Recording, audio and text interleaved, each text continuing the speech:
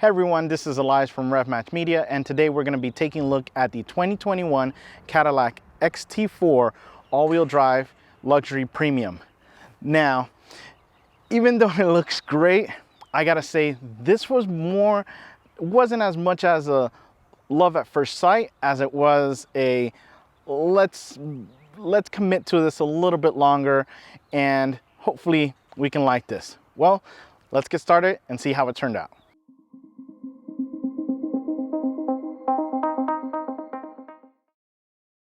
We start with the front and we can see this is very Cadillac. Now we take a look at this XT4 and we can see the LED headlights. They work very well. They light up the road very easily. We have this massive grille up here. We do have a front-facing camera, even though we don't really need it because you have a good amount of clearance just in case you want to make sure you don't hit anything in front, but it ties in very well with the other cameras that are in this, and they are super clear. The hood has nice cuts into it, so it's not just one big thing. Little design tweaks that definitely help out with it. But yeah, overall, oh, and the shadow metallic color, this thing is awesome. It looks really, really good. It's like that bluish gray color. Definitely one of my favorite colors to pick this Cadillac in. Well, let's take a look at what's under this hood and see what we got. We get under the hood and we can see that we have the 2.0, obviously turbo engine under here. Now this has 237 horsepower and 258 pound-feet of torque. It is connected to a 9-speed auto and to the all-wheel drive system. Let's get started on each separate component because I think there is something in between that I didn't like. As far as the engine itself, 24 miles combined, 22 city and 29 highway. We did get about that. So it was pretty accurate when it came to that. The power delivery is pretty good. We can feel the turbo. It's smooth though, it's smooth. Then we get to the second component, which is the biggest issue I think with this drivetrain, is the 9-speed auto. It needs to lose some gears. It has way too many gears, they're way too short, and the fact that the shifter doesn't have the option to shift on the shifter itself, you have to use the paddles, was a big issue. And because of the fact that if you have the wheel turned and you're in manual mode, the gears will not shift. It will hold the rev limiter there till you actually shift. The gears are just way too close, way too close. I can go from first to fourth and gain, gosh, I'm gonna exaggerate. It's probably like 15 miles an hour, 20 miles an hour. It's that quick. So less gears will be great in this. The all-wheel drive system, it was great. I mean, I put it in 2-wheel drive and you can get the wheels spinning a little bit or traction control really kicking in. The all-wheel drive system, no issues. And we did drive in some pretty rough rain, no concerns there, as well as some twisty roads. It felt very safe with that. But yeah, transmission, too many gears. And I don't know if this is a transmission that was part of the parts bin for GM or Cadillac, but it needs to change. Well, let's take a look at what we have in our wheel and tire package and go from there. Now we get down to the wheel and tire package and we have an 18-inch wheel wrapped in a 235/60 Continental tire, and it's good. The design is nice. You have a nice big wheel. It's not too big. The tire is fairly on the larger size, which is nice when you want to have more comfort. So would 1920 offset this? Maybe so. So this is a good combination. It did very well on wet roads. The tire gripped well. The power delivery was fine to the wheels. Nothing out of the ordinary. And again, this being in an all-wheel drive model, you can switch it to 2-wheel drive, and played with that. No issues as far as grip.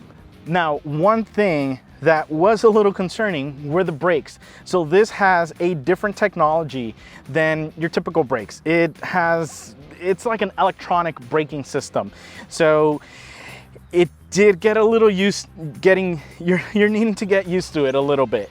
So we'll definitely talk about that when we're on our drive. But overall, it was fine. No complaints about it, nothing out of the ordinary. Well, let's take a look at the side and see what we have there. And here we are on the side. Now, you can see it's kind of on the cusp of being a CUV, SUV, like that kind of middle ground on the outside. So we'll start from the front. Again, we can see that that headlight, just so iconic, and definitely a beautiful design to that. And then we have the wheels. So the wheels, as you can see when we're looking at the side, they do seem a little on the smaller side now that I kind of step back and look better. As far as would I go higher? Maybe not. I would still, the ride comfort was good enough that I was enjoying it more on the inside than looking at it from the outside. But we come over here and we have this beautiful, just a small little detail, nice little Cadillac emblem there. And underneath the mirror, we have the camera system that helps out part of the 360 view we have in this. Unbelievable system. Definitely has been one of my favorites that I've ever used in a vehicle.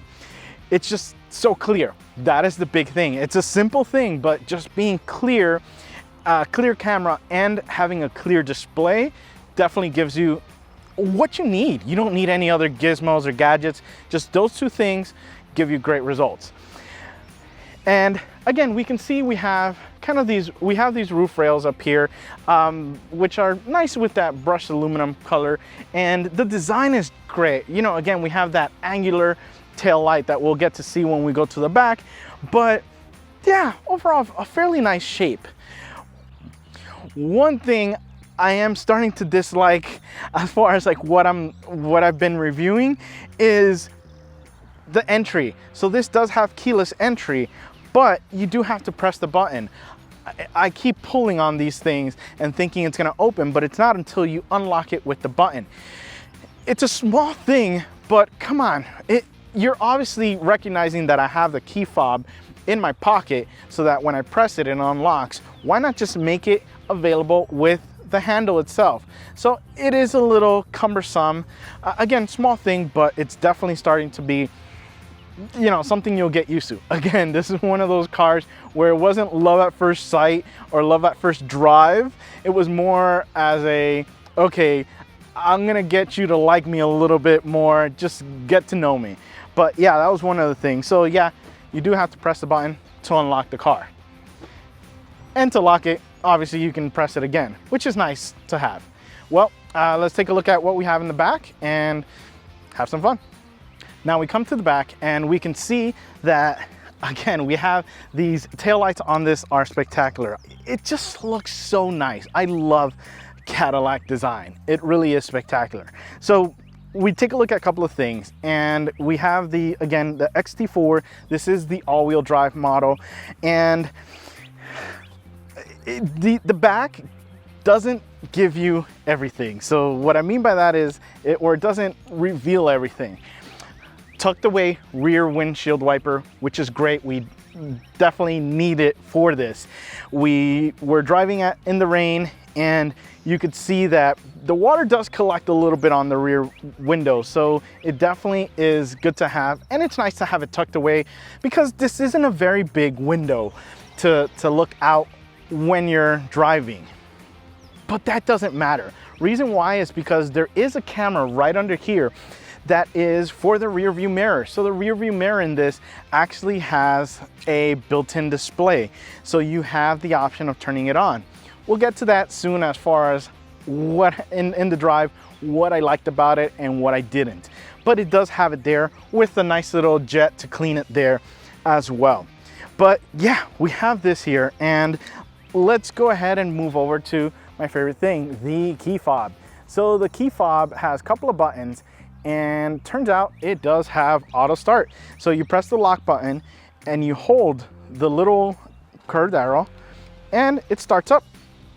It starts up and it was pretty good. It wasn't a necessity this week because the temperatures have been pretty nice. So getting in the car, we didn't have to warm it up, but we did just turn it on anyways while we're kind of loading up the kiddo and everything in there. So it was still nice to have. And we take a look at our exhaust. Is our exhaust real or fake? Well, in this case, it's 100% real. So it is the whole exhaust that comes out and goes into this, again, like rectangular shape down here. So yes, the exhaust tip goes all the way, or the exhaust goes all the way to the exhaust tip. So it does work. Now, let me go ahead and turn the car off. The other thing is we have the option of opening up the rear hatch in this. And when we open it up, this is where I'm a little disappointed. It is not that big. It is not that big to the point where, yeah, you have to plan things. So if you're going on a trip, just be aware you may not be able to carry all the luggage for all 5 people that fit in this SUV. So just be aware of that. The other thing I did not like about this is you have a cover here. You have a cover that comes up, but at the wrong point. You have a little pivot point at about maybe a third of the way. It's not like my Volkswagen Golf. So the pivot point on that is all the way at the end, which makes more sense because it's able to lift this up more, and loading things in here was a little bit more difficult, especially when I'm doing curbside. I didn't want the person loading up my items thinking that this can go up and then forcing this, or them having to try to take it out, because yeah, it's just, I feel like the pivot point should definitely be, I don't know if I can fit this in here, but the pivot point should be at here, not down here where we're seeing that. So that's really a big loss. I mean, look at that. Like if it were going like that, we have more space to really put everything in. So Cadillac, I think that needs to be redesigned. Other than that, I mean, it works well. It's fine. There's really not much compartment. There's a small compartment underneath, but not much.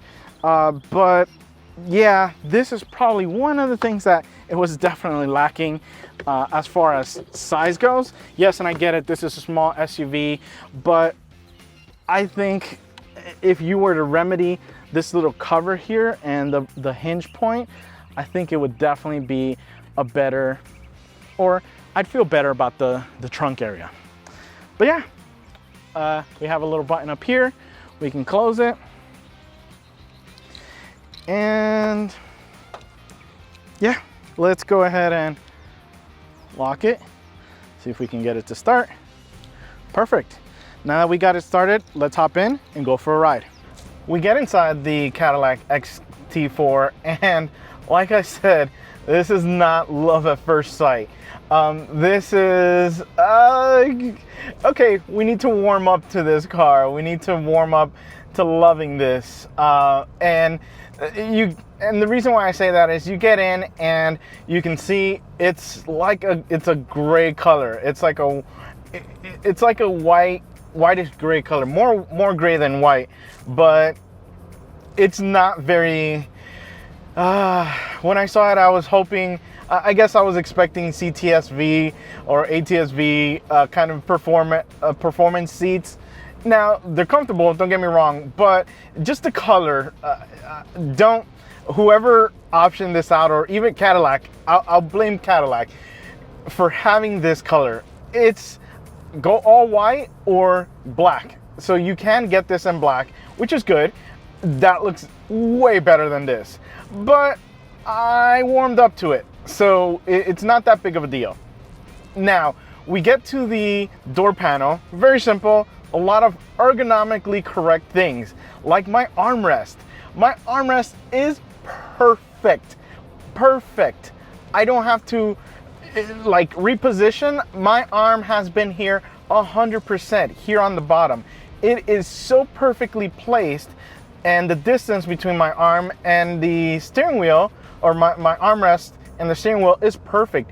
I can literally drive the whole time with one hand and be very, very comfortable.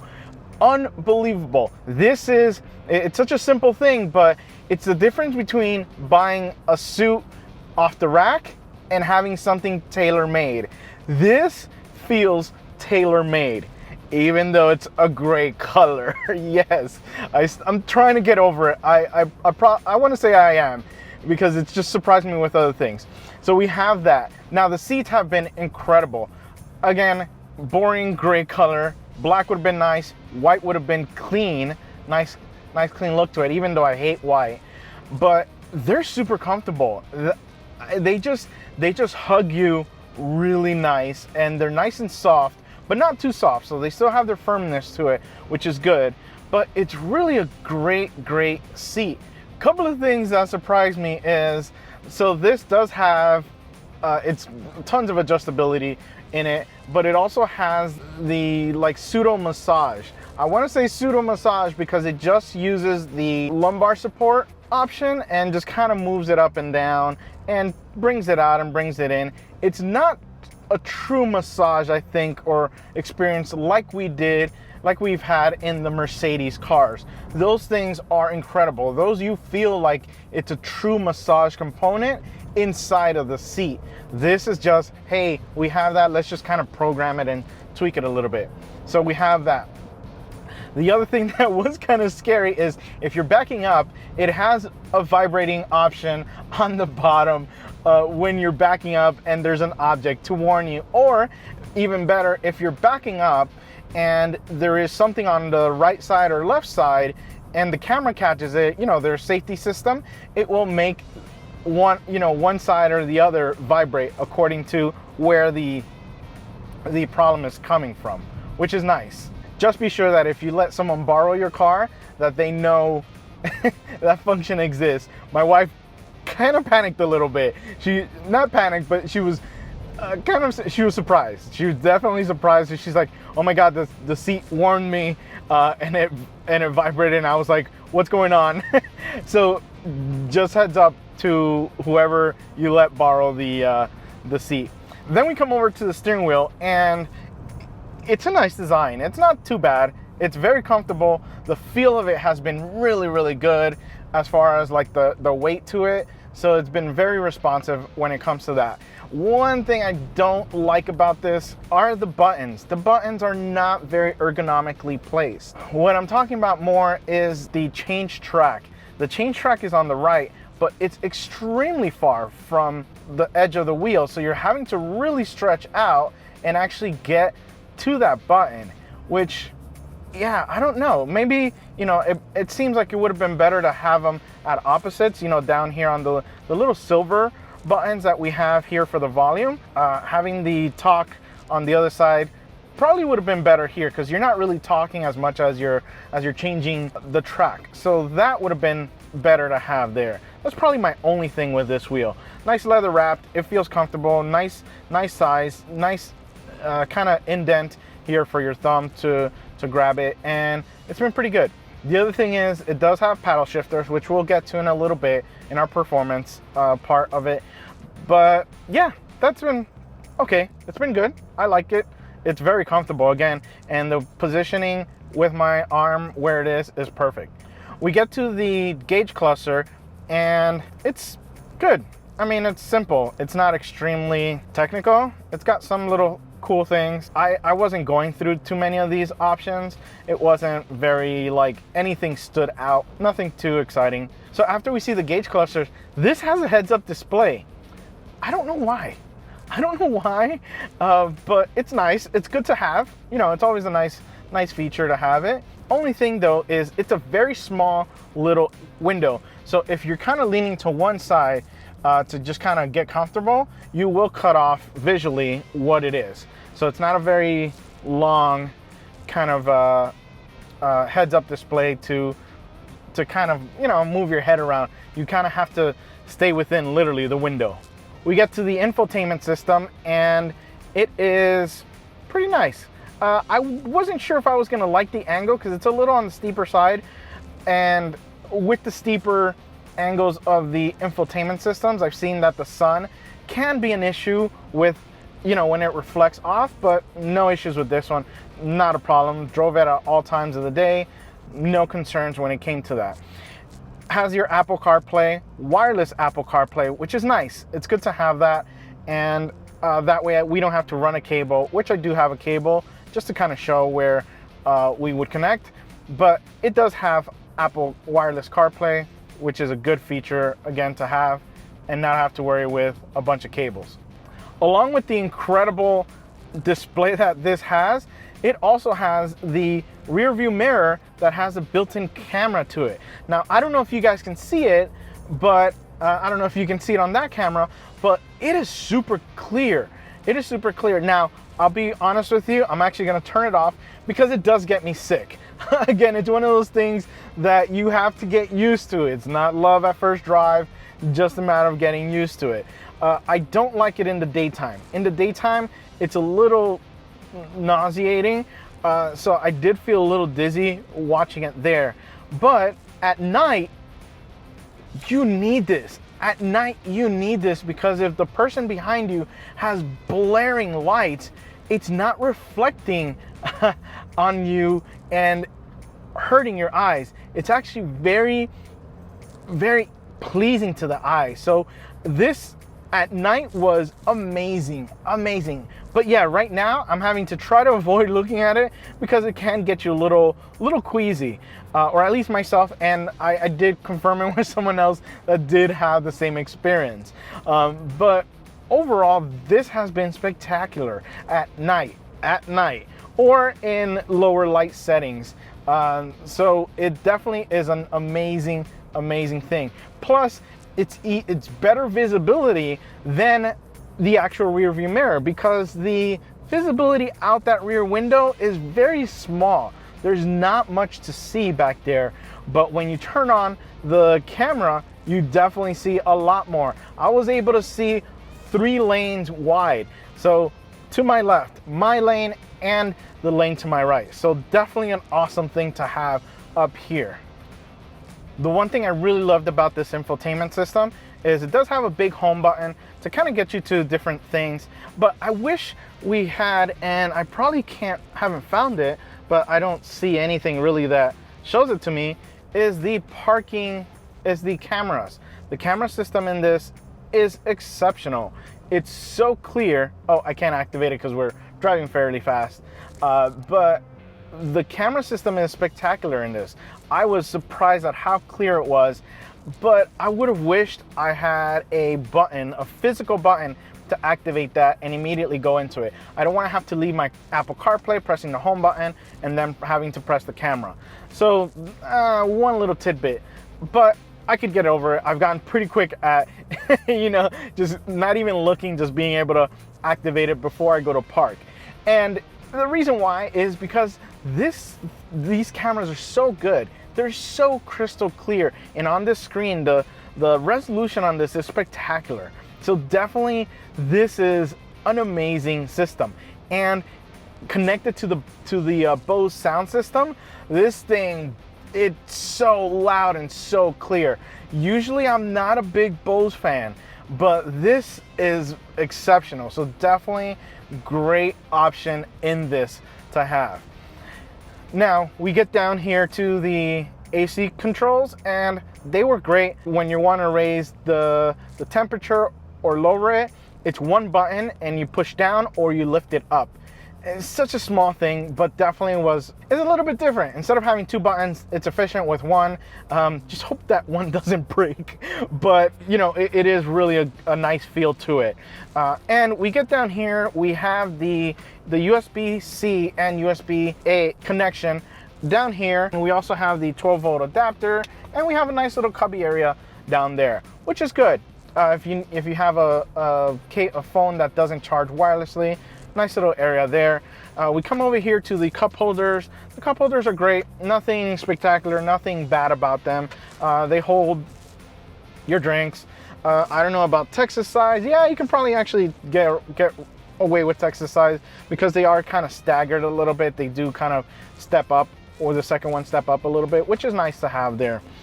We get over to the mode button. So we have different modes. We have touring, we have all-wheel drive, we have sport and off-road. We have it on tour just so it's not super loud in here. You have your traction control and you have your auto start, which, you know, your auto stop.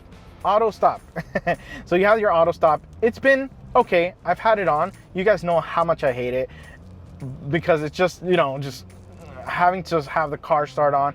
But I don't mind it in this. Reason why is because when it turns off and you're in traffic, you don't get the typical AC that it feels. You can definitely tell by the AC that it changed completely, as opposed to hearing even the engine turn off.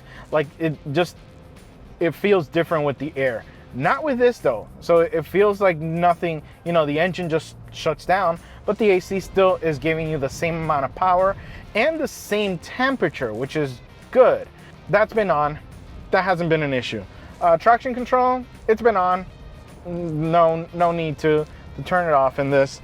And we have the joystick. So the joystick's been pretty good, but the screen just lends to being touched, and it's been fine. I've been doing that, and I know I always say I hate touchscreens, but this has been a good unit.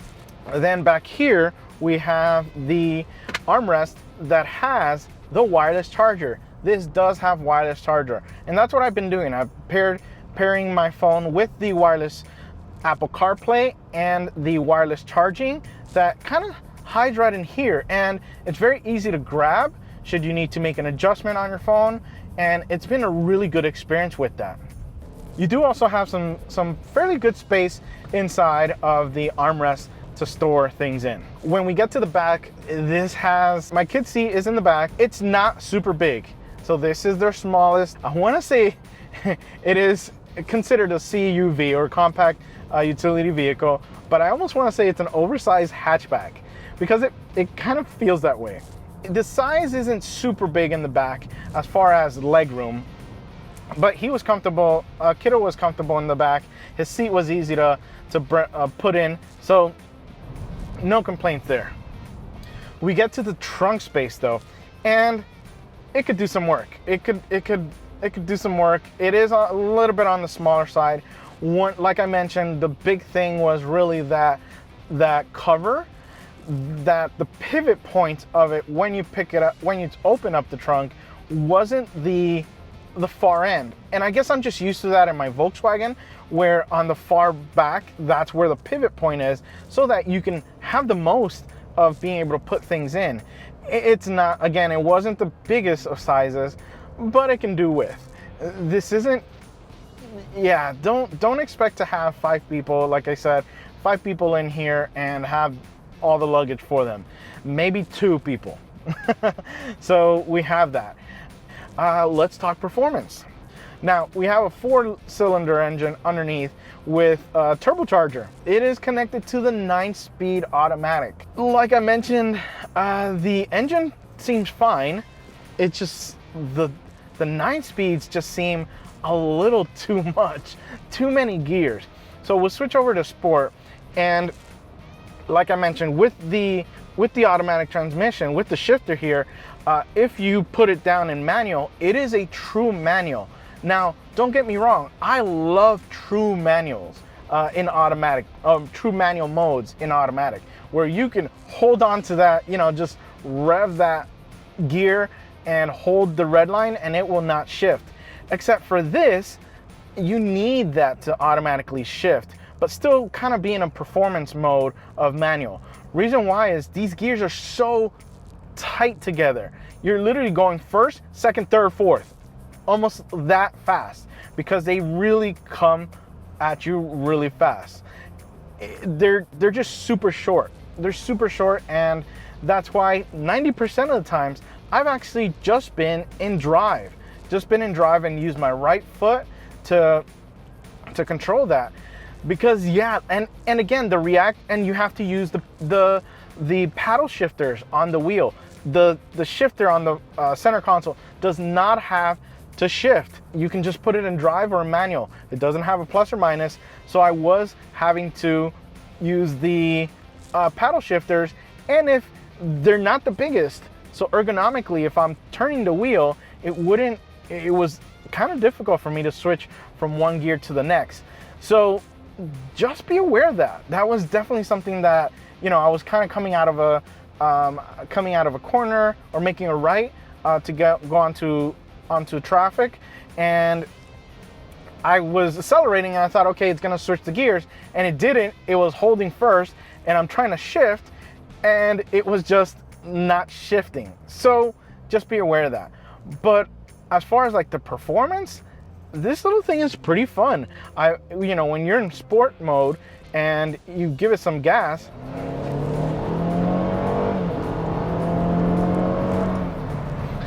it can really get going. And it's got a pretty mean little growl too. I want you guys to see how fast I need to shift from a stop. And go. Shift. You see, you gotta really be fast.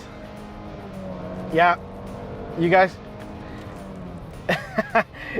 you really have to shift early, and you guys can hear the engine obviously redlining and hitting the rev limiter, and I'm pressing the gears, but there's a small delay on the shifts from the paddles, but you can hear how fast it was going from one to the next to the next gear.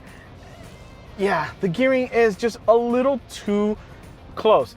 I don't know if this transmission is just from the parts bin, but I want to say 6 gears or 7 gears of anything is fine. The 9 is a little excessive.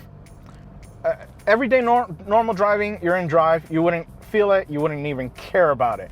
But if you're wanting to have some fun or have an SUV or CUV, that you want to have some fun with, this may not be it for the transmission side of things.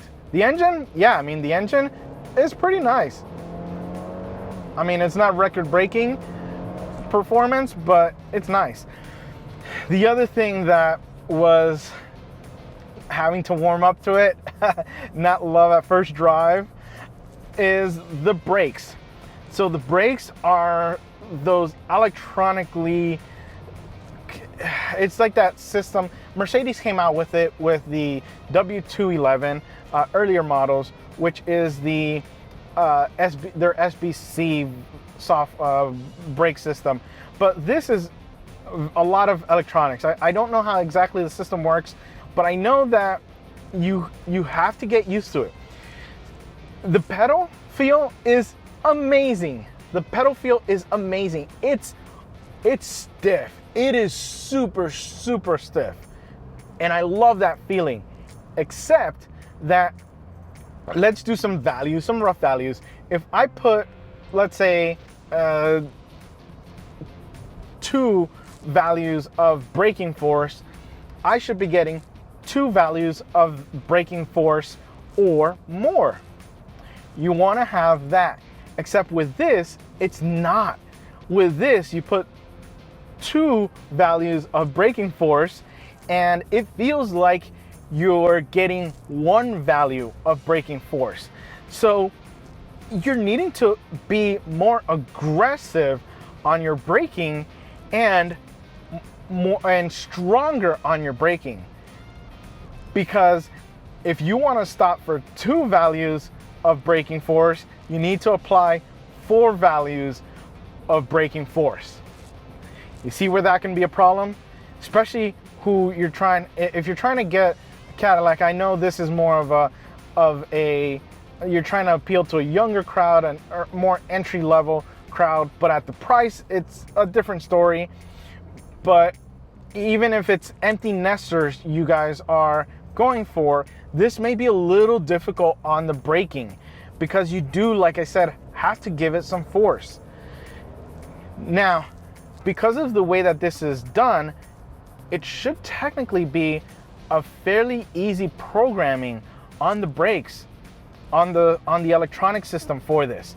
So reset that value, that if 2 values of braking force is being applied by your foot, give me 2 values of braking force that's actually happening, or even more. But the pedal feel, again, is really, really good. I love this brake pedal, but I hate the fact, and it's I hate to say it, but it almost borderline dangerous initially when you're trying to brake. When you're trying to brake the first time in this vehicle, because you're needing to realize that what you're applying isn't what you're feeling as far as the brakes. My wife got to drive it, and I did give her the warning, said, hey, just be more aggressive on the braking. And she did notice it as well. She said, yeah, I definitely feel what you mean, where she loved the pedal, but didn't like the amount of pressure that was being applied to the actual brakes. So we have that. But to be honest with you, I've gotten used to it. Again, I've warmed up to it. Again, not love at first drive. It is a long-term commitment to this. And yeah, just, you do have to adapt to it.